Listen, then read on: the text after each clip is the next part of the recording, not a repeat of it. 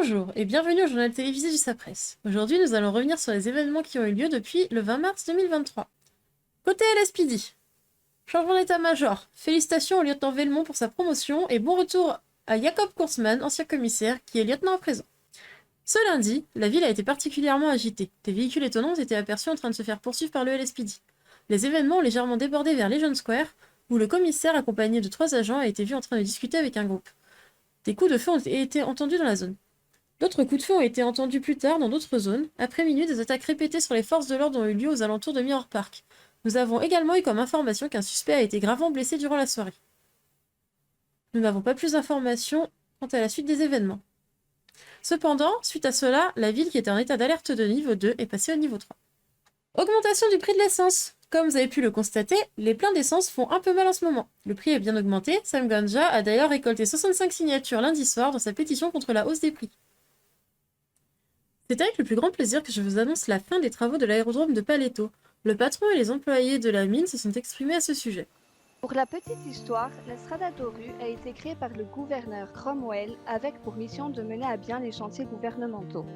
Au fur et à mesure de l'évolution de l'entreprise, sa relation avec le gouvernement a joui d'une confiance sans faille. Grâce à votre engagement à tous, à la participation active des employés et au soutien des nombreux intérimaires que nous remercions, il nous a été possible de réunir les matériaux nécessaires pour accomplir les travaux.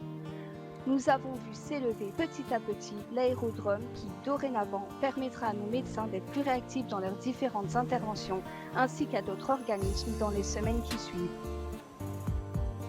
Sachez également que ce chantier gouvernemental a demandé presque 2 mois de préparation, une quantité de plus de 15 millions de gravats et un nombre d'heures de travail colossal, et en ce sens, j'aimerais remercier tous les employés de la mine pour leur travail acharné et leur dévotion. Ce vendredi, le Black Lantern nous a fait le plaisir d'organiser une soirée années 50 avec à l'affiche Will Harper qui nous a régalé lors d'un concert guitare-voix. Je vous laisse découvrir cela. I'll miss her love of me once again, I'll feel the sin.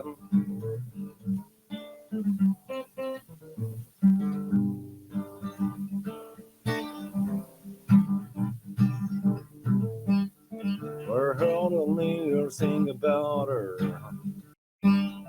We're heard only her put it down. You can do anything but lay off my blue suede shoes.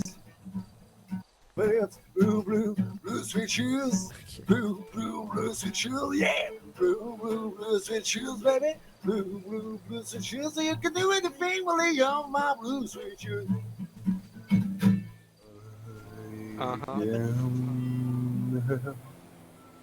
Falling in love with you. Shall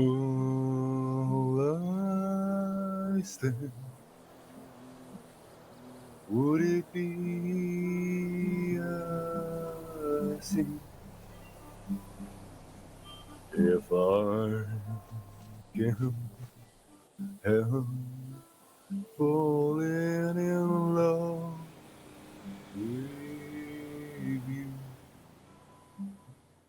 Samedi soir, Ashley Powell a organisé une soirée haute en couleurs pour les femmes de la ville. Bonne ambiance et danseurs chauds bouillants étaient au rendez-vous.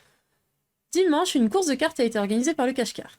La course a été divisée en 4 poules. La demi-finale a été composée de Miguel D'Acosta, Sanka Bannock, Miles Green, Dan Harper, William Parks, Jarrod Banks, Max Corp et Patrick Sinople.